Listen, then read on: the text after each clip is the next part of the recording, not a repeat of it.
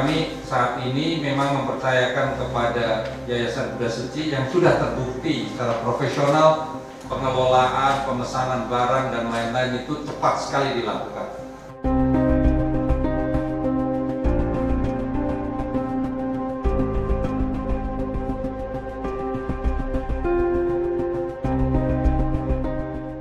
Itu tentu saja di samping pertimbangan ekonomi, pertimbangan yang lain yang mendorong dan sangat memperkuat sikap kami ini para pengusaha adalah sikap kemanusiaan, ya.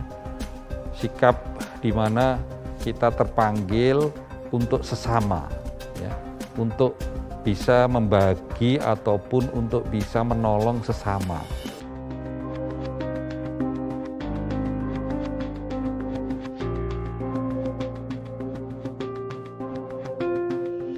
Peran Suci sendiri ya, sebenarnya kita sebagai salah satu organisasi yang menginisiasi untuk melakukan penggalangan dana. Jadi mulai dari perencanaannya, lalu juga penggalangan dananya, menyentuh hati pengusaha, perusahaan, dan setiap individu yang mungkin ada kepekaan terhadap kondisi pandemi di Indonesia. Antusias mereka memang terpanggil dari hati yang paling dalam di semua pengusaha. Bahkan mereka bilang bantuan ini jangan sampai terlambat. Bantuan ini kita percepat.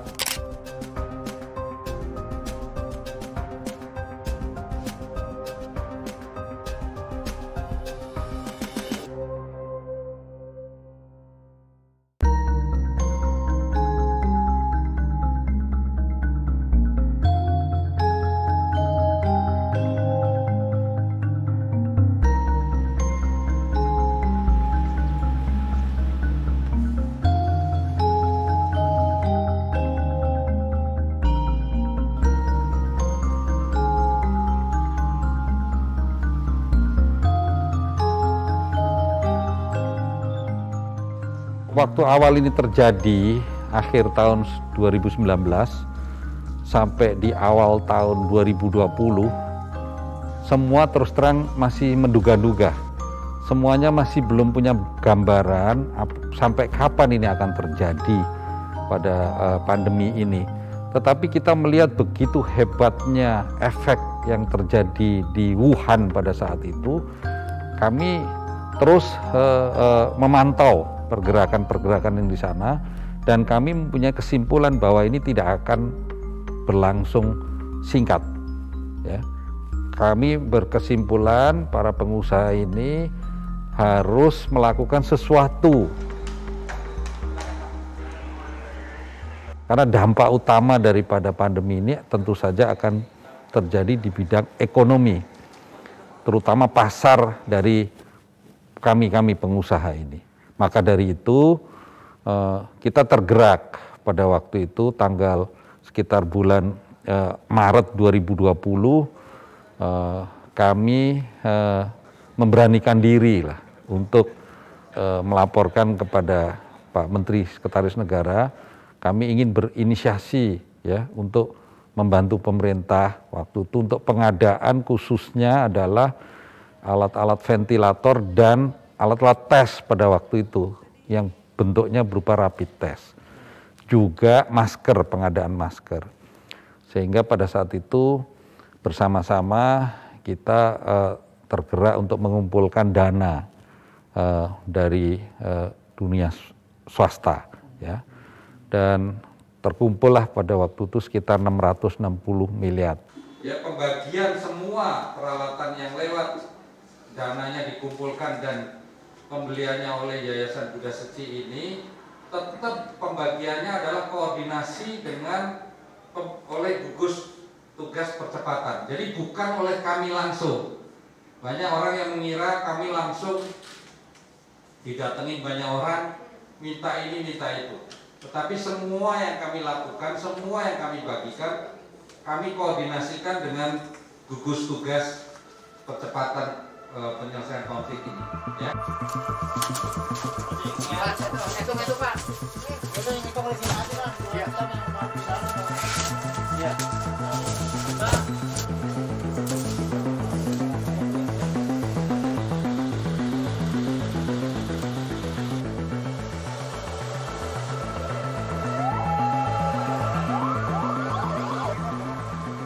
dalam hal ini saya berinisiatif mengontak atau mengajak Yayasan Buddha Setsi sebagai yayasan yang sudah punya kredibilitas internasional sebagai pihak yang melakukan distribusinya dan pengadaan barang. Lalu untuk pengumpulan funding atau dananya, kami mengajak Kamar Dagang dan Industri Kadin Indonesia untuk bersama-sama, karena ini tidak terbatas kepada hanya pengusaha besar saja, namun kita juga mengajak seluruh lapisan pengusaha anggota Kadin untuk berpartisipasi. Yang tadi saya sebutkan pada gelombang pertama ataupun disebutlah pengusaha peduli NKRI jilid 1 ya, pada waktu itu terkumpul 660 miliar. Itu sudah didistribusikan peralatan-peralatan rapid test, ventilator, masker, dan yang paling utama adalah bahan pangan waktu itu beras ya. Itu uang sejumlah 660 miliar. Lalu disusul pada tahun 2021 awal itu ada perayaan Imlek Nasional pada waktu itu. Pada saat Imlek Nasional itu, karena saya juga ditunjuk sebagai ketua panitia, saya mengusulkan kepada pemerintah juga untuk tidak melakukan perayaan besar-besaran dalam bentuk pesta. Namun sebagai upaya mengatasi keprihatinan yang berkepanjangan daripada pandemik itu, kami mengumpulkan dana kembali ya untuk membeli, karena tahapannya waktu itu yang kurang adalah masker dan kembali lagi adalah bahan pangan atau kembali beras. Nah, makanya kami mengumpulkan pada waktu itu terdistribusi 10.000 ton beras dan 20 juta masker ya. Nah, ini kami sebut pengusaha peduli NKRI jilid 2 atau gelombang kedua. Itu terjadi di bulan sekitar Februari tahun 2021. Nah, kemudian ternyata pandemi ini terus berjalan kan. Nah, kami berpikir lagi kemarin dengan masuknya gelombang Delta itu ya, ternyata yang kurang ataupun yang krisis terjadi adalah oksigen. Ya, ini beda lagi. Jadi antara gelombang 1, gelombang 2 dan gelombang 3 itu yang dibutuhkan berbeda sebenarnya. Kondisi krisisnya ya. Yang ketiga ini oksigen satu dan obat-obatan yang tiba-tiba melonjak luar biasa tingginya. Nah, jadi di sanalah kita akhirnya sepakat untuk mengumpulkan dana kembali ya. Saat ini sudah terjadi dan sedang terus dikumpulkan ya, sudah terkumpul sekitar 300-an miliar dipakai untuk pembelian konsentrator oksigen, kemudian juga obat-obatan yang mahal yang kita bisa import langsung. Tetapi yang dari gelombang 1, 2 dan ini kembali 3, masalah utama juga adalah bahan pangan atau beras, sehingga kita menargetkan kalau bisa terjadi ini nanti sekitar 30-35 ribu ton yang kita sudah budgetkan untuk kita beli untuk dibagikan kepada masyarakat secara gratis.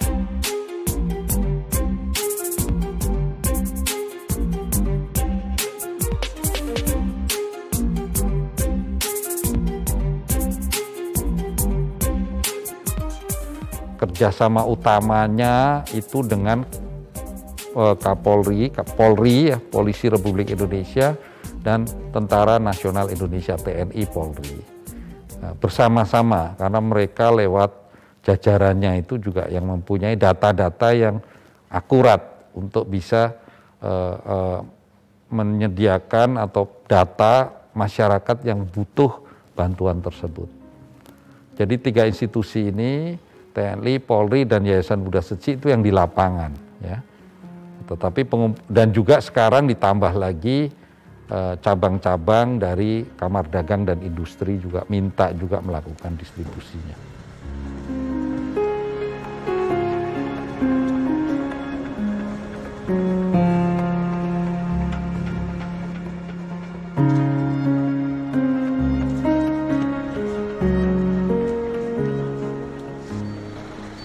Jadi respon awal Yayasan Buddha Seci Indonesia bersama relawan pada saat pandemi berlangsung mungkin kurang lebih 1 tahun yang lalu, di sekitar bulan Februari dan bulan Maret, itu kita melihat situasi Indonesia yang terkena pandemi itu cukup parah sekali, dan kita juga melihat bahwasannya orang-orang juga mulai ketakutan, dan di saat itu juga mulai terjadi keterbatasan dalam akses alat kesehatan. Jadi waktu awal memang kita rasa memang cukup sulit, tetapi dengan adanya komunikasi yang intensif, dukungan yang sangat luar biasa dari pemerintah, skema untuk mendukung kebutuhan alat medis itu memang sangat sulit di Indonesia, tetapi kita bisa mendapatkan barang itu bekerja sama dengan Ceci yang ada di Tiongkok. Nah, jadi kebetulan kita mendatangkan barang yang dari Tiongkok itu berupa masker, lalu alat pelindung diri, di mana semuanya juga pendanaannya, alokasinya didukung oleh masyarakat, terutama oleh pengusaha peduli NKRI. Dan itu kita rasakan sangat luar biasa karena barang-barang yang kita datangkan juga cukup cepat sehingga bisa memenuhi kebutuhan masyarakat. 34 dus ya. Oke, coba pizzasnya kita hitung ya. Hitung aja, Bang. Hitung aja ya. Bentar, monggo Pak. Jadi pada saat barang itu datang, kebetulan kita juga ada relawan-relawan yang menjemput barang tersebut. Kita juga mendapatkan dukungan dari kepolisian, dari TNI untuk mengangkut barang tersebut. Sehingga bisa didatangkan, dikumpulkan semuanya di kantor kita di Jakarta. Sehingga barang-barang yang sudah terkumpul, kita bisa salurkan. Kita salurkan ke beberapa jalur. Yang pertama melalui pemerintah, jadi kita komunikasi dengan Satgas Penanggulangan COVID. Kita juga komunikasi dengan Kementerian Kesehatan, karena juga banyak fasilitas kesehatan, rumah sakit dan klinik-klinik terpencil itu sangat sulit untuk mendapatkan akses terhadap alat pelindung diri, masker, dan rapid test.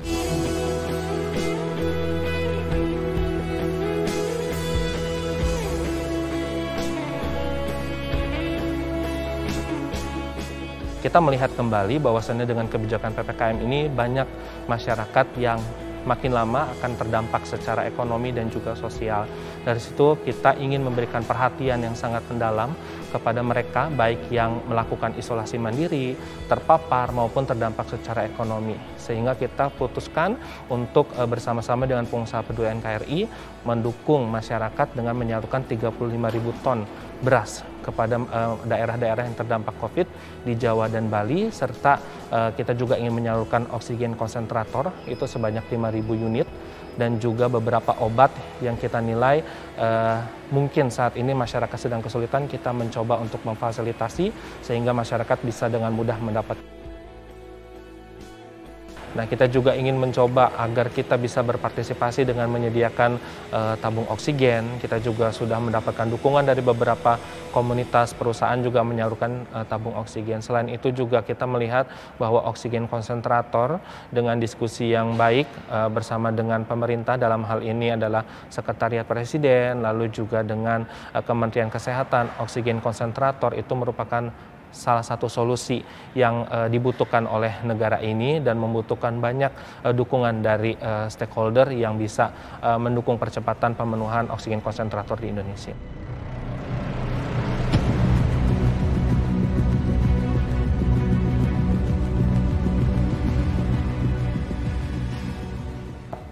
Pengusaha-pengusaha yang tergabung di dalam Peduli NKRI ini kan sudah sekian kali untuk bergabung bersama, bersatu dalam rangka mengatasi pandemi COVID-19. Sejak dari awal sudah bergabung untuk mengatasi, dan ini adalah pandemi yang kedua di posisi 2021. Beliau-beliau itu yang pengusaha tergabung di dalam Peduli NKRI kembali lagi untuk memberikan bantuan kepada seluruh masyarakat, lapisan masyarakat.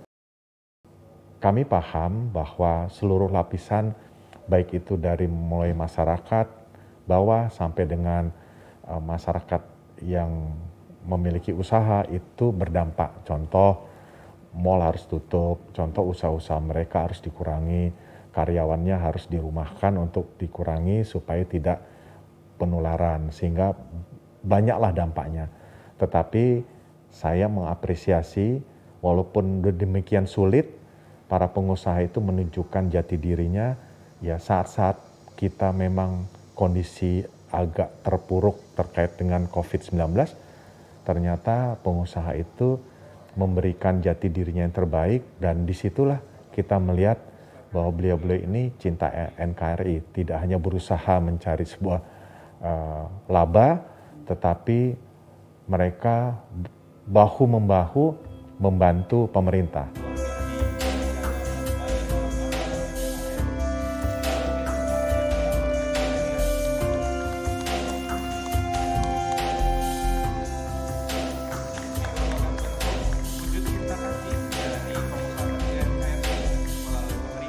Kebetulan saya sendiri cukup terlibat dengan kegiatan sosial ini bersama pengusaha peduli NKRI.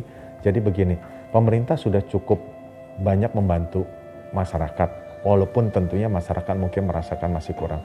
Contohnya bantuan subsidi listrik ke pemerintah dulu, bantuan subsidi listrik, bantuan UMKM, bantuan pedagang kaki lima yang sedang diproses di UMKM, terus bantuan tenaga kerja dari Kementerian Tenaga Kerja, dan tentunya bantuan obat-obatan, bahkan bantuan subsidi yang kena COVID dibiayain pemerintah. Itu sudah cukup menguras energi dan biaya bagi pemerintah, tetapi pemerintah tidak melepaskan seperti itu aja. Bagaimana mekanismenya? Nah, inilah yang sinerginya. Kebetulan kami beberapa kali mengundang para Pangdam, Kapolda di Jawa dan Bali, kami atur. Khususnya pemberian bantuan beras. Nah, beras pun kita meminta kualitas yang bagus. Nah, jadi misalnya pemerintah itu sudah mengucurkan di suatu daerah dengan data-data dari Kementerian Sosial bantuan. Nah, tentunya ada yang belum dapat dan tidak dapat karena dampak COVID ini kan makin banyak. Data dari BPS mungkin perlu waktu, ya kan, perlu pendataan yang memakan waktu. Di sisi lain masyarakat perlu bantuan. Nah, disinilah teman-teman pengusaha peduli NKRI masuk. Alhamdulillah semuanya bisa hadir langsung untuk menerima bantuan sembako dari Yayasan Bunda Suci. Kalau dikatakan kendala, kesulitan ada. Banyak pengusaha yang belum terpanggil, banyak pengusaha yang tidak mau tahu, banyak pengusaha juga yang tidak peduli, ya. Ya tebal muka dikit lah, saya selalu kampanye demi kebaikan, ya. Ya juga kadang-kadang korban perasaan juga dicuekin dan lain-lain, tapi toh saya lakukan ini bukan untuk kepentingan pribadi saya. Saya kembali lagi memikirkan saudara-saudara kita yang ada di daerah-daerah yang marginal gitu.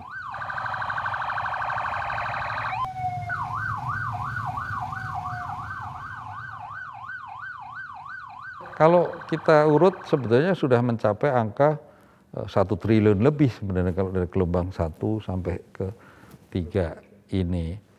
Tapi bukan itu nilainya. 1 triliun pun tidak ada artinya dibandingkan budget pemerintah kan yang sudah ratusan triliun untuk menolong membangkitkan ekonomi, menolong membangkitkan penderitaan masyarakat karena pandemi itu. Jadi sebetulnya kalau nilainya tidak ada artinya, dan pengusaha itu terus akan berusaha kan. Ya, jadi para pengusaha ini jangan hanya jadi penonton lah kira-kira gitu kan, tapi juga bisa jadi pemain untuk bisa berperan, berdampingan dengan pemerintah. Nggak penting soal logo-logo itu, hanya identitas saja. Memang ini dari kami, tetapi tidak merupakan dominasi 1 atau 2 kelompok saja, tetapi bersama-sama. Makanya logonya pun berganti-ganti dan juga bertransformasi dari satu ke yang lain gitu. Bukan itu nilainya. Yang penting adalah bantuannya itu sampai di tempat.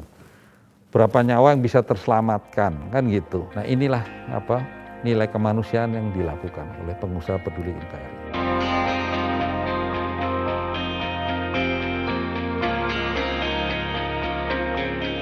Sebenarnya dalam hal kolaborasi atau partnership kita tidak inginkan ada kata berakhir. Jadi kalau misalnya ini sebenarnya adalah starting point kita untuk sama-sama melakukan kerjasama. Mungkin kita tidak tahu ke depan ada apa yang terjadi di antara masyarakat di Indonesia, lalu juga mungkin ada peristiwa-peristiwa lain yang membutuhkan kolaborasi kita bersama.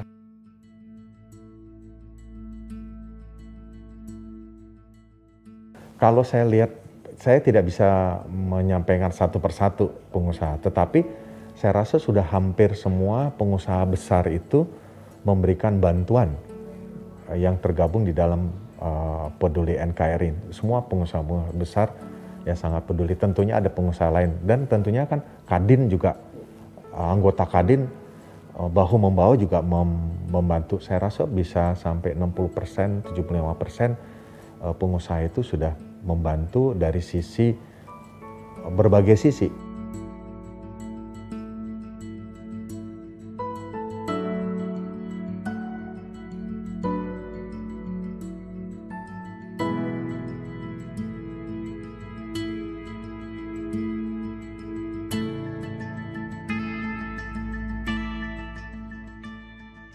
Jangan melihat hanya kecil atau besar.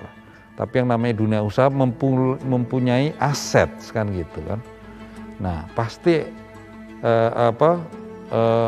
pasti harusnya terpikir bagaimana jika orang-orang yang tidak memiliki aset itu dampak daripada pandemi ini.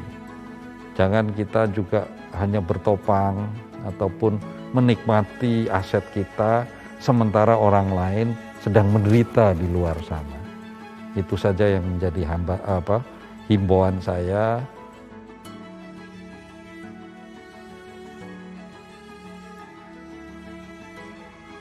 Mengingat pesan dari guru kami, dari Master Cheng Yen, bahwasannya kita dalam menghadapi suatu masalah tidak bisa diselesaikan sendiri, tetapi harus bergandeng tangan, bergotong royong.